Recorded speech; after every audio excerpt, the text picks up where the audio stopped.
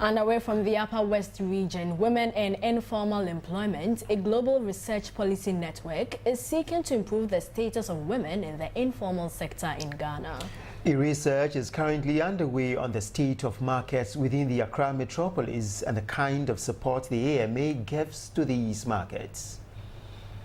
The researchers admit the challenges in Accra markets are not entirely new, but they identified at least 60 markets, which includes hawkers and night markets, even though the AMA directly manages about 29 major markets. The researchers met with the market leaders, the AMA and other stakeholders to validate their findings. Let's have a conversation and have a consensus around the number of markets in the city. How do we help to work to improve the local economy of Accra? That's the most important thing here. The Gender and Social Protection Center at the Institute of Local Government is looking forward to building the capacity of the market leaders with the final findings to demand what is due them. They must be able to let AMA understand that they are paying so much to them, so therefore they should support them with a good environment to be able to operate well, where AMA could even benefit more from their work.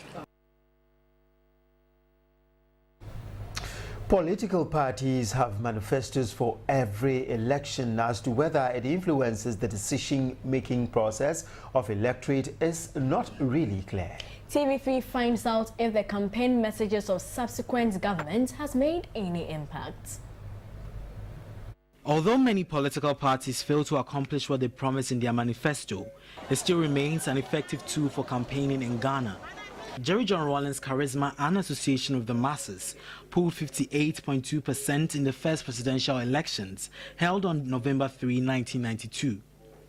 In the 2000 general elections, John Agyekum Kufuor won by 56.90%, with the campaign a positive change in reference to the extensive period of power held by Jerry John Rawlings and the NDC. He went on to win the 2004 elections as well.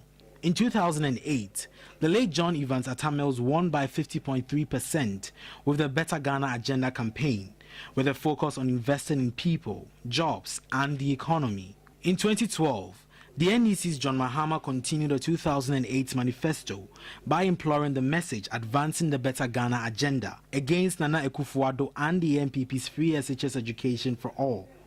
The NDC took a 50.70% share of the vote to ensure a second consecutive term. Our campaign message is significant in Ghana. I feel that Ghanaian leaders think that the era of spin doctrine, is still something worth considering and using on us.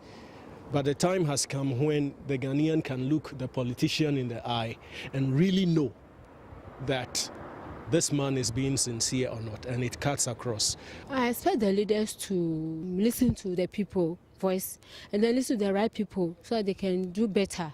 Then when it's time for them to be re-elected, I think that's the way they also get more people to vote for them again to be in power. They always say, oh, they will do this to Ghana, but if they win, they will not do it. They always said it to people to hear so that they can vote for them to win. If they win, they will not do what Ghanaians want them to do. And the use of social media was an effective tool in mobilizing protesters for the Arab Spring. Same medium is being used for recent protests. In this report, we find out if there are any similarities between the protests in Ghana and the Arab Spring. The Arab Spring sparked uprisings across the Arab world from 2010. Economic hardships, political dictatorship, and human rights abuses were the root causes. Social media served as a platform for mobilizing support. The National Communications Authority puts internet penetration in Ghana at 40.7%. As of August 2013,